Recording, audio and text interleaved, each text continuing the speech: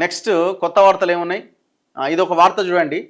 సర్కారు పైన మంత్రి ఆర్టీఐ అస్త్రం అట. పలు శాఖల పైన ఆయన బృందం దరఖాస్తులు. ప్రభుత్వంలో ఉన్న మంత్రే ఇప్పుడు ఎంతమంది ఉన్నారు మంత్రులు? ముఖ్యమంత్రితో సహా 15 మంది ఉన్నారు. ఇంకొక ముగ్గురు ఏదో రావాల్సి ఉన్నది. ఈ 15 మంది మంత్రుల్లో ముఖ్యమంత్రితో సహా అందులో ఉన్న ఒక మంత్రి అట ఆయనే ఆర్టీఐలు వేస్తుండట. అంటే ఈ శాఖలో ఏం జరుగుతుంది, ఫలానా బిల్లు ఏంది, ఫలానా కథ ఏందని ఈ సమాచార హక్కు 2005 చట్టాన్ని ఉపయోగించి ఆయన దరఖాస్తులు వేస్తున్నట. మరి మంత్రి వేయడం ఏంది, మంత్రి వేయించడం ఏంది? ఏకంగా సొంత శాఖ మీద కూడా అప్లికేషన్లు వేస్తున్నట.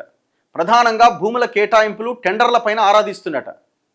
సొంత శాఖ పైన అప్లికేషన్ అంటుండు, మళ్ళీ భూముల మీద కేటాయింపుల మీద అంటుండు. భూముల కేటాయింపులు అంటే ఈయనే దొరికిపోయిండు మంత్రి పొంగులేటి శ్రీనివాసరెడ్డేనా? చూడండి, సొంత శాఖ పైన అప్లికేషన్లు పెడుతున్నట. ప్రధానంగా భూముల కేటాయింపులు టెండర్ల మీద పెడుతున్నట. మరి భూముల కేటాయింపులు అంటే ఎవరికి వస్తుంది? పొంగులేటి శ్రీనివాసరెడ్డి శాఖకు వస్తుంది. టెండర్లు అంటే నిన్న మొన్న 71 కోట్ల టెండర్ కూడా వివాదాస్పదమైంది, ఆయన దాని కిందికే వస్తుంది.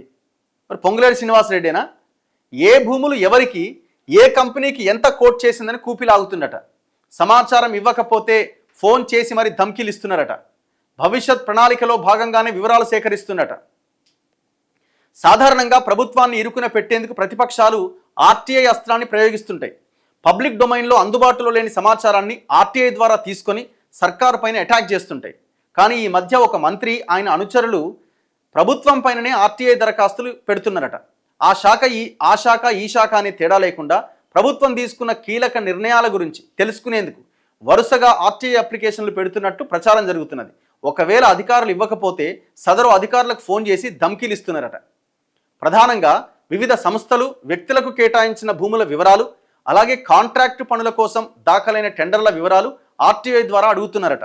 పనులు దక్కించుకునేందుకు ఎన్ని కంపెనీలు టెండర్లు వేసినాయి, ఆయా కంపెనీలు సమర్పించిన టెక్నికల్, ఫైనాన్షియల్ బిడ్స్ వివరాలు ఇవ్వాలంటూ ఆ దరఖాస్తులో పేర్కొంటున్నారట.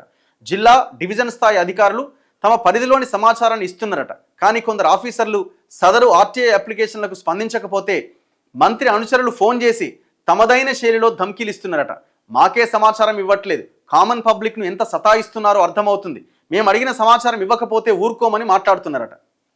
మరి ఎవరా మోతెవరి మినిస్టర్? మరి నీకు ఎందుకు తెలుస్తలేదు? ఒకటి, గవర్నమెంట్లో ఉండి మినిస్టర్గా ఉన్న వాళ్ళకి ప్రతి అప్డేట్ మీకు ఉంటుంది ఒకటి.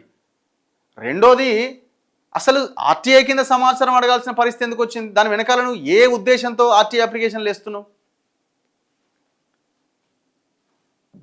మరి ఇది రేవంత్ రెడ్డికి తెలియదా అయింది? అందుకే ఆయన మొన్న బర్స్ట్ అయినట్టున్నాడు.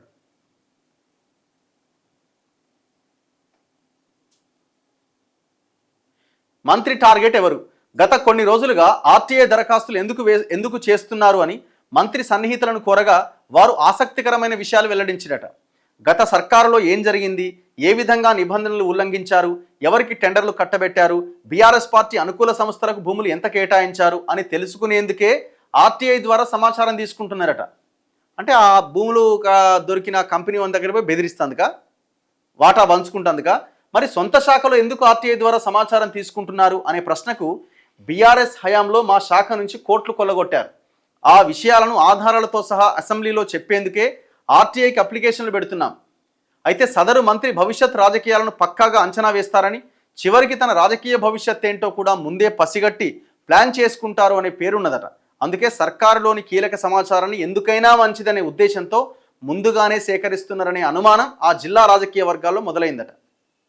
అంటే ఒక అథెంటిక్ ఇన్ఫర్మేషన్ అయి ఉంటుంది కదా ఆర్టీఐ ద్వారా సేకరిస్తే.